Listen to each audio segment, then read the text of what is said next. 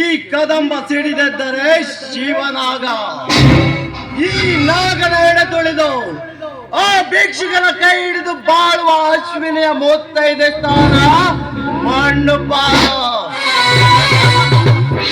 ಅಶ್ವಿನಿ, ಅಂದದ ಅರಮನೆಯಲ್ಲಿ ನಿನ್ನನ್ನು ನನ್ನ ಮಂಚದ ರಾಣಿಯನ್ನಾಗಿ ಮಾಡಿಕೊಳ್ಳಬೇಕೆಂದರೆ ಈ ಕದಂಬರ ಆಸೆಯನ್ನೆಲ್ಲ ನಿರಾಸೆ ಮಾಡಿದೆಯಲ್ಲ ಹುಚ್ಚ ಹೆಣ್ಣೆ.